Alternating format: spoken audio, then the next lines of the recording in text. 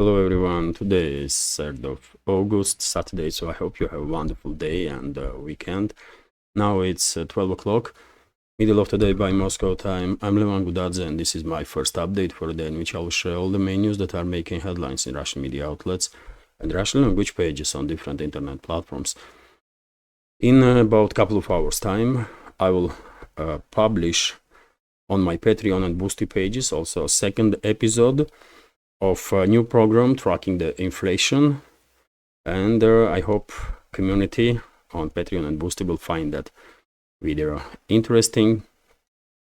Third episode will be next month, because this program, as it says, about tracking the inflation, it's about prices, dynamics in prices, and I'm comparing a month after month after month how prices changed there.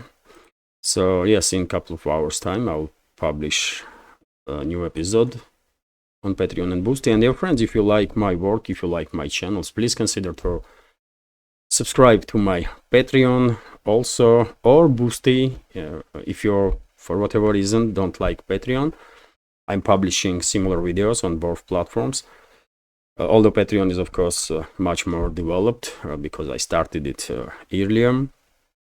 Links are under this video in the description box, and on Patreon monthly subscription starts from $5, and then you can choose level of your support. That's been said, let's talk about news now. And first of all, this information from RIA Novosti about large-scale drone attack that Kiev regime conducted on Russia. According to Defense Ministry, Russian air defense systems neutralized 75 Ukrainian drones over the number of Russian regions. To be more precise, 36 Ukrainian drones were intercepted over the Rostov region, 8 drones in the Kursk region, 9 drones in Belgorod region, 17 drones in Oryol region, 2 drones over the Ryazan region, and also each drones in one drone was neutralized over the Azov Sea, also Voronezh region, and the Krasnodar region. As I said many times, it is more and more clear, I guess, just about for everybody, that Western ruling class and their puppets in Kiev regime are realizing that they are losing this proxy war against Russia, and out of desperation they are resolving more and more often to terrorist activity. And during this massive large-scale drone attack, for example, Kiev regime and their Western backers were targeting Russian civilians. On my Telegram, I published this morning this video, by the way. For example, this is Oryol region, and on this video you can clearly see drone is targeting civilian apartment building. And if it was just one drone, one may argue that it was some sort of miscalculation or mistake, but this building, this area was targeted by several drones. For example, this is another video, and people are running to find some shelter, and exactly at that time, next drone targeted this civilian area.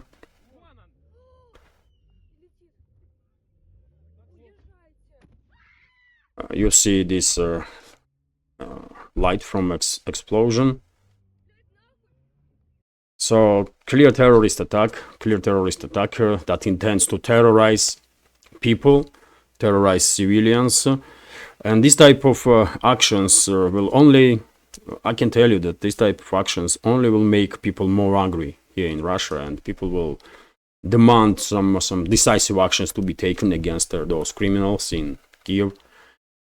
And more decisive actions will be taken, I have no doubts about it. But once again, will anybody in the Western so-called political class condemn this intentional attack on civilians in Oryol region of the Russian Federation? I doubt that even single politician in the West will say anything about it, and I doubt that even single media outlet in the West will report about this intentional strike on civilians. Hopefully Russian security services, Russian special forces will do whatever it takes to find out names of everybody who is behind these terrorist attacks on Russia, and will take actions to neutralize them. No matter how much time will pass, months to 10 years, all of them should be bring to the justice, and they will. And when it comes to terrorist activity of Kyiv regime, we have another information. The RT is reporting that Ukraine issues new Crimean bridge threat, and this threat is coming from none other than mass murderer and terrorist Kirill Budanov, who is formerly head of the so-called main intelligence directorate of Ukraine's defense ministry, which is in reality is just a branch of CIA, biggest and unfortunately most powerful terrorist organization in this world, CIA. And of course, when Kirill Budanov is saying something, one may assume that it's CIA is saying this, and CIA is issuing threats, or Washington, if you like. Let's go through this news. So Kyiv is working on the plans to destroy Russia's Crimean bridge within the next few months, or by the end of the year. The head of Ukraine's main intelligence directorate, Kirill Budanov, said during a national national marathon, or telethon, whatever that is, on Friday in Kyiv-controlled territories. By the way, there is no independent media, and all TV stations are recording some nonsense all the time, nonsense that is approved by Zelensky and his criminal terrorist associates. That's what telethon is called. The comment was made by this Kirill Budanov in reply to a so-called journalist's question about whether the crucial link between the Crimean Peninsula and the mainland Russia can be destroyed in the near future. Kyiv is currently working hard on plans, including long-range strikes, to make it happen, Kirill Budanov said, adding that a comprehensive approach is required. The journalist explained that by the near future, she meant the next few months, or by the end of 2024, to which Budanov replied, I would like that too. So these terrorists, by the way, and mass murderers openly are discussing their plans to conduct terrorist attacks deep inside Russian territory. And unfortunately, once again, Western ruling class will say nothing about it, and Western media will pay no attention to it, and will not condemn nothing that Kyiv regime does. None. That's objective reality. And I remind you, dear friends, that even Western think tanks relatively recently come up with their analytical works that Crimean bridge is not really plays any significant role in military logistics of the Russian Federation, because to deploy troops, to deploy military equipment to Crimea or to Kherson or Zaporozhye and South Donetsk sectors, for example, Russia is using land bridge that it has, or to Crimea, by the way. Russia is using land bridge, which is much bigger and safer as a route, logistics route, that Crimea bridge itself. And therefore, Crimea bridge right now is playing a purely civilian role. And despite that,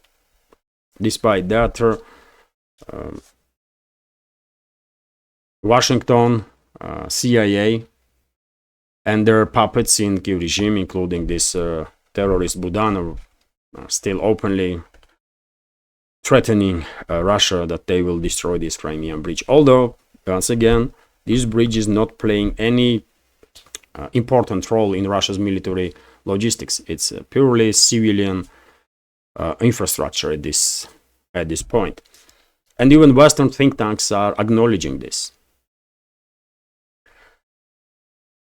Let's continue. I guess Russian armed forces are ready, Russian air defense systems are ready to neutralize all the possible threats towards any direction, including Crimean bridge. And let's go through some other news. And of course, Middle Eastern escalation is a big topic, and all the media outlets worldwide are paying huge attention to it. I saw interviews of several experts from Iran, and they were quite direct that most likely Tehran will retaliate. According to those experts, most likely Iran will retaliate for recent killing of Hamas political leader in Tehran with no mercy. And this time Iran's strikes will be different than previous retaliatory strike when Iranian embassy was targeted in Damascus in Syria by Israeli forces. I'm no expert in Iran's internal decision-making process, in Iran's internal politics, and therefore I cannot make any predictions on that. But seems like Iran is getting ready to conduct some serious retaliatory strikes.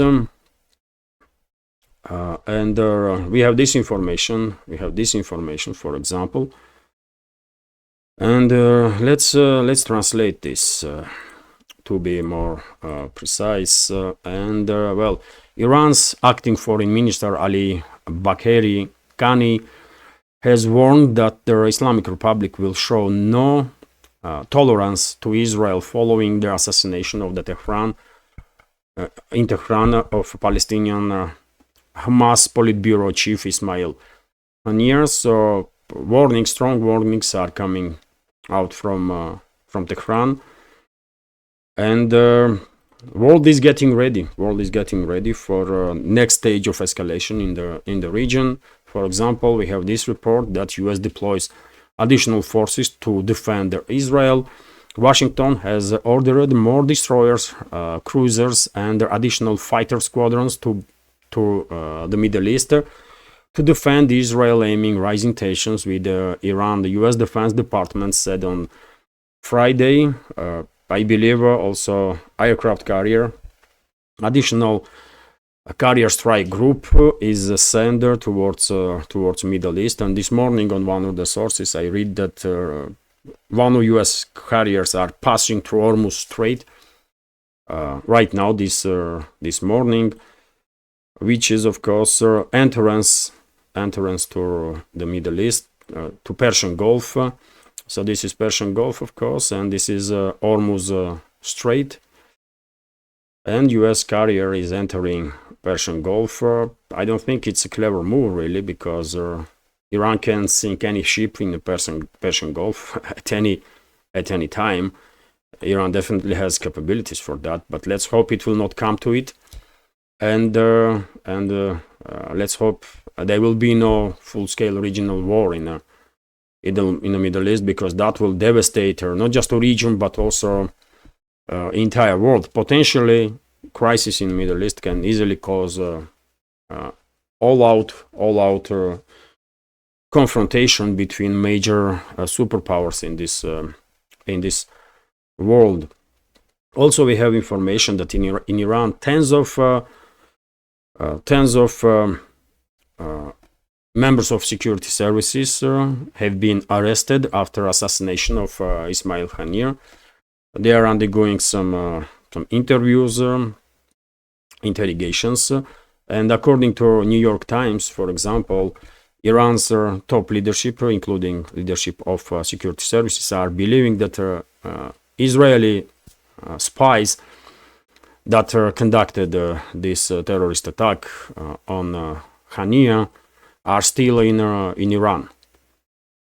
So some thorough checking is going on now among the personnel of security services that were operating in the premises where this terrorist attack took place, and were involved basically in protection of guests of Iran and officials of Iran also. Let's see what additional information will be available on that matter later on. TASS news agency is also reporting that Hungary's Wizz Air is canceling its flight to Israel and Jordan at least up to 4th of August. Also, many other companies from US, from UK, worldwide basically are doing the same. For example, Air India is also suspending its flight towards a number of directions in the Middle East, including Israel or Tel Aviv, to be more precise. France is warning its citizens to leave Iran immediately, and similar warnings were issued by dozens of countries worldwide. First of all, by countries in collective West, and not just in regards to Iran, but also in regards to Lebanon, and in some cases even Israel. So expectations, I guess, are that this crisis will further escalate, which is definitely a possibility. I guess at this point, Russia, India, China, strategic partners of Iran, are in talks with the Iranian leadership and probably are asking Iran to not retaliate in extreme ways, so that Israel and the Western ruling class will have no opportunity to use this Iran's retaliation as a reasoning to further escalate and provoke a regional war in the Middle East, because regional war is definitely not in interest of Iran, not in interest of India, China, Russia, or regional countries, by the way, with the exception of Israel itself, maybe, or Israeli leadership, I should say.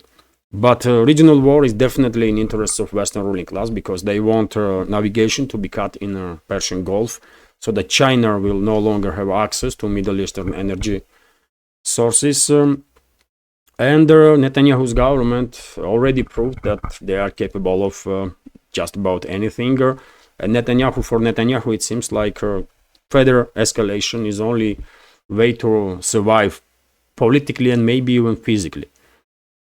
And therefore, he is capable of absolutely anything. And therefore, I think all the friendly nations to Iran will probably try to negotiate with Tehran and to persuade Tehran not to retaliate in extreme manner, to maintain calm, because even though it's not going to be easy, that will benefit this strategical pensions or this strategical, how should I say, cautiousness will definitely benefit Iran region and friends of the Middle East much more greatly than a further confrontation, because Middle Eastern war will devastate region, of course, and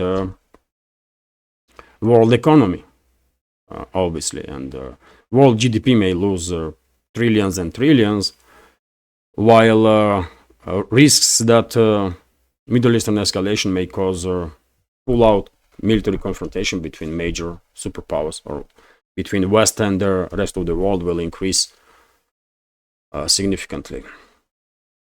Anyways, let's continue. Hard to tell, of course, what decisions Tehran will make, but at least for now, it seems like region is heading towards further escalation, which is really, really unfortunate.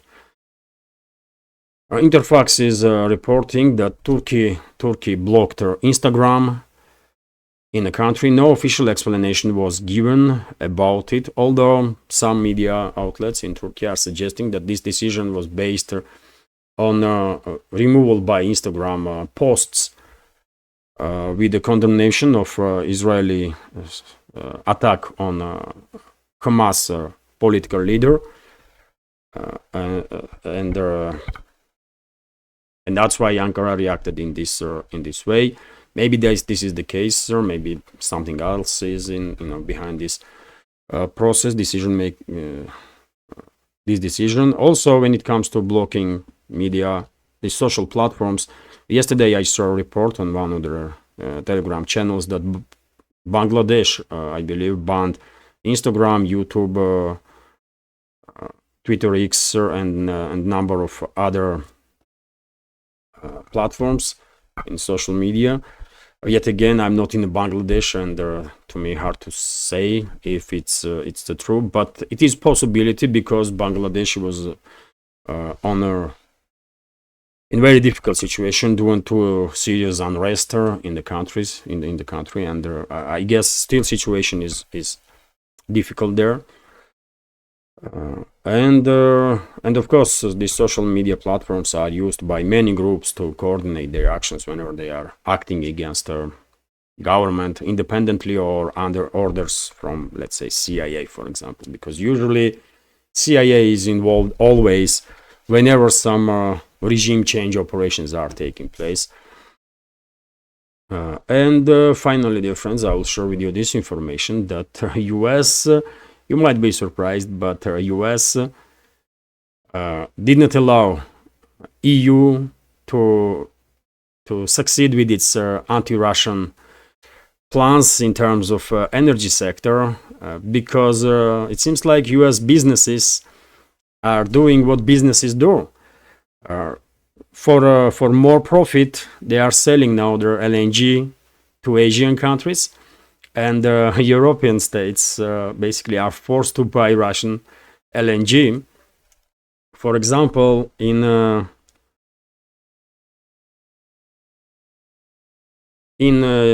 July, the US exported into EU 1.5 million metric tons of SPG, and Russia, in the same time, exported 1.3 million metric tons of SPG to Europe. While a little, in the past, for example, towards the end of January, Europe imported from US 5.2 million tons of SPG, while Russia, in the same period, exported to Europe only 1.5 million tons. So it seems like it is clear, it not seems like, but it is clear that US companies dropped significantly sales to European continent and redirecting their SPG towards Asia because Asian countries are paying more and paying better.